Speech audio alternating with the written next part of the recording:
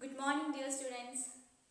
So we are discussing about the techniques and processes included under the biotechnology, isn't it? So in biotechnology, we have so far discussed about what are the key tools like restriction enzymes. What is the activity of a restriction enzyme and about two different types of restriction enzyme, isn't it? The restriction endonucleases, exonucleases, etc.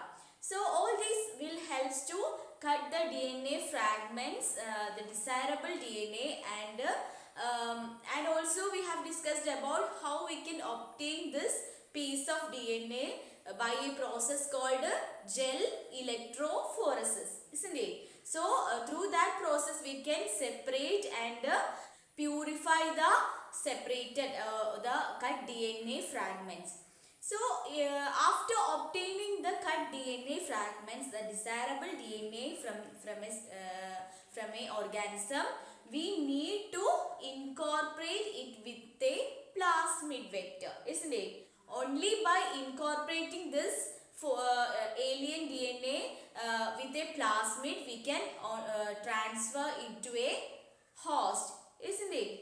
That we have already discussed, and today we are going to discuss about a vector, cloning vectors.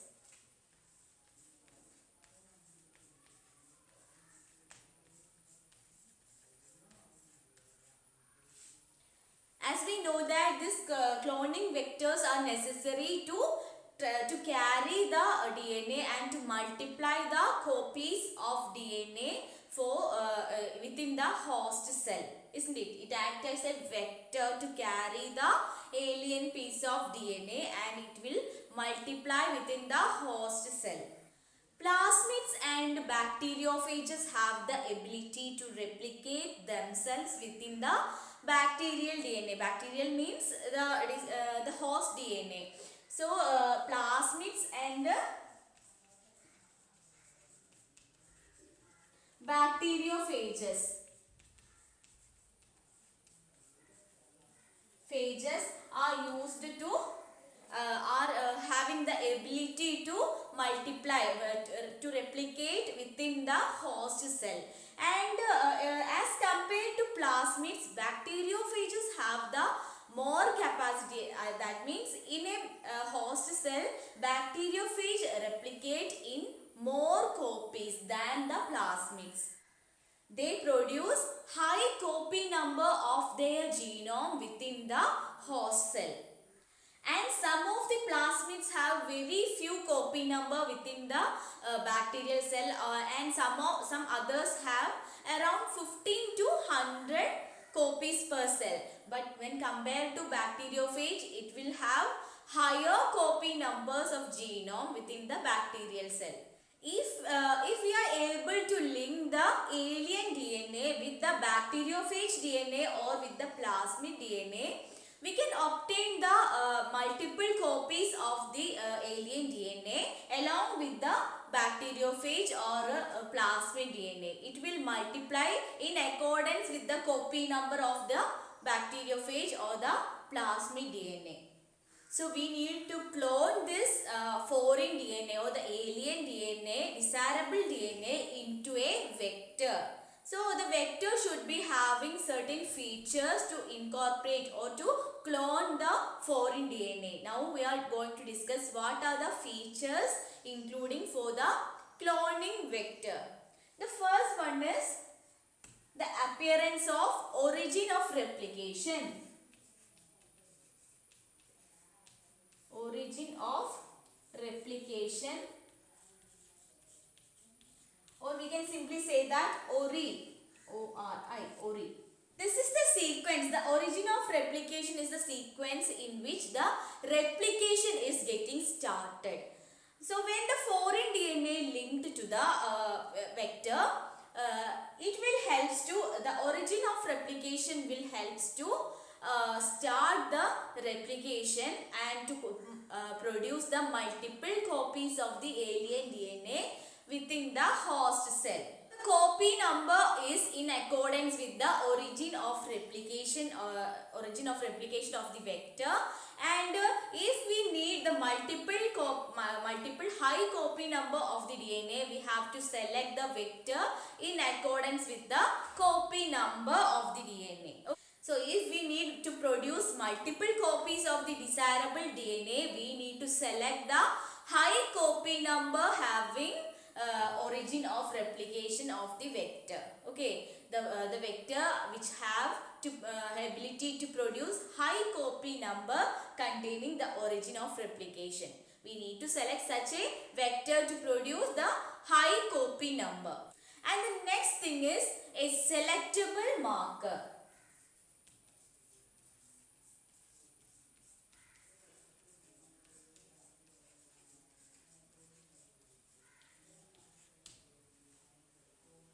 In addition to origin of replication, the vector should be having a selectable marker which is identifying and eliminating the non-transformants DNA and selects only the transformants. Okay, that is now we are discussing the features of a vector, cloning vector. First one is origin of replication. So origin of replication is the sequence in which the replication is started, and it is based so if we need to produce multiple copy number of DNA, we need to select a marker or select a vector which having the ability to produce high copy number containing the origin of replication. Okay, and the second one is selectable marker, and the vector having a selectable marker will identify and eliminate the non-transformants and permits only the transformants. Transformation is the process of introduction of a foreign DNA into a host organism. That process is called as transformation. And normally for E. coli bacteria, that is for introducing into E. coli, the selectable markers are used as the genes that contain antibiotic resistance for tetracycline, then ampicillin, chloramphenicol, then kanamycin, etc. So the genes that have the ability to resist the antibiotics like ampicillin, tetracycline, kanamycin, then chloramphenicol are considered to be as the selectable marker for E. coli. Okay, the commonly used cloning vector for E. coli is given PBR322. PBR322. And this PBR322 is the most commonly used cloning vector for E. coli. Okay. And this PBR322 contain many antibiotic resistant sequences in their plasmids. Okay. So we can have a look into what is PBR322 and how it's work. This is the plasmid PBR322, which is a gene cloning vector. It is a DNA molecule to which the gene of interest is integrated for cloning and which has the capacity to replicate within the host cell. This is an example of gene cloning vector, that is a plasmid vector. The essential features of a plasmid vector are the origin of replication, which is essential for replicating inside the host cell, and the second one is unique restriction sites, that is within the selectable markers. These are the restriction enzymes and the restriction sites PVU1, PST1, BAMH1 and SAL1. All are restriction enzymes and this vector has restriction sites for these enzymes.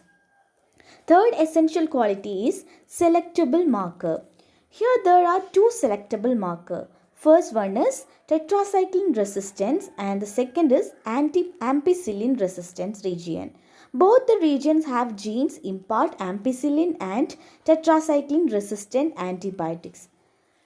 Now we need to insert our gene of interest to this site, BAMH1 site. So when the alien gene inserted to this region become no more functional, this process is called as insertional inactivation.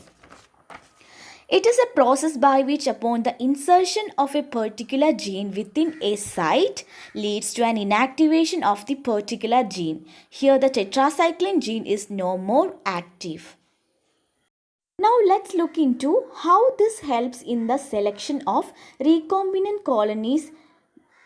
This is the master plate after the transformation experiment.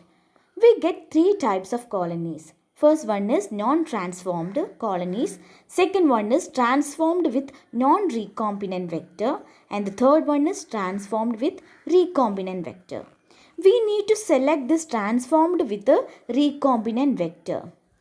Majority will be non-transformed. The non-transformed colony cannot grow in tetracycline and ampicillin medium. So, they can be excluded easily. And the second colony will grow in both medium.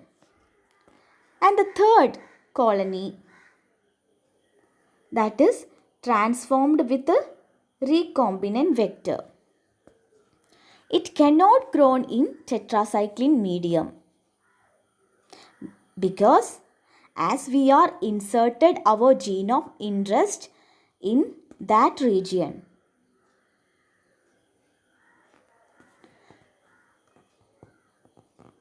That leads to inactivation, but they can grow in ampicillin containing medium. This is the transformed with our desired gene.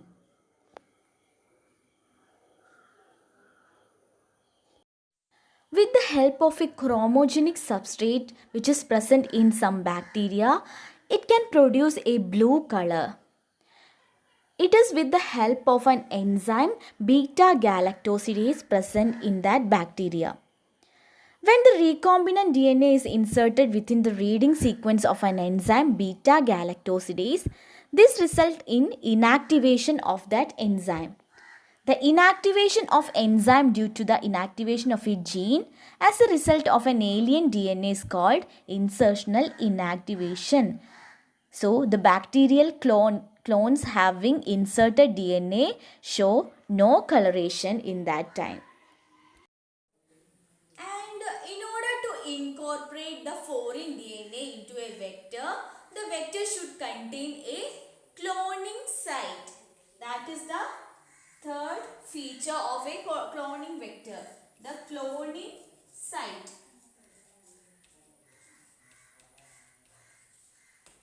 So, the vector should be having a specific recognition site. What is a recognition site? The site in which the restriction enzyme will recognizes the sequence. Only the sequence in which the restriction enzyme can active or it will cut the DNA fragments. So the cloning vector should be have a specific recognition site, one or few recognition sites in some time. And the next thing we are going to discuss is, that is the fourth one, vectors for cloning into plants and animals.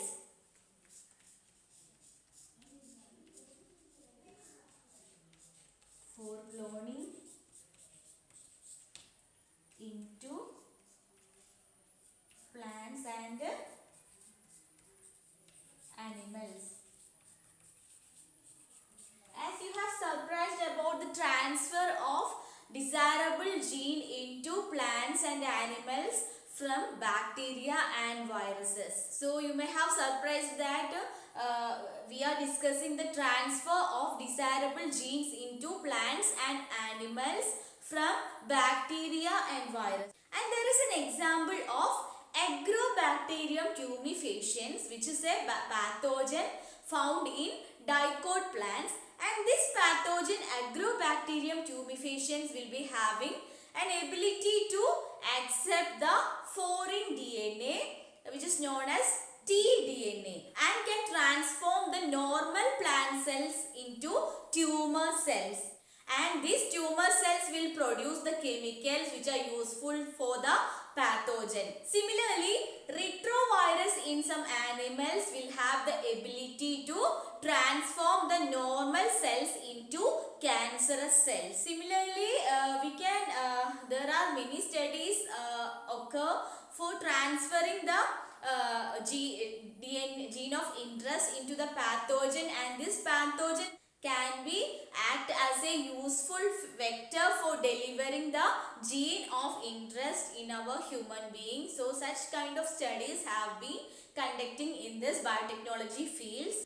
So the agrobacterium tumefaciens in plants have modified as a vector which will not cause any harmful effect in plants, and still it have the ability to accept the foreign DNA since it acts as a cloning vector. And when the selected DNA fragment is linked to a desirable vector, it can be easily transferred to a bacteria or plants or animals, and which can be used for our for modifying the any features. Okay, so when once the DNA is get isolated and it is transferred to a vector, it can be then transferred to a best host for carrying out the genetic engineering, gene cloning further processes.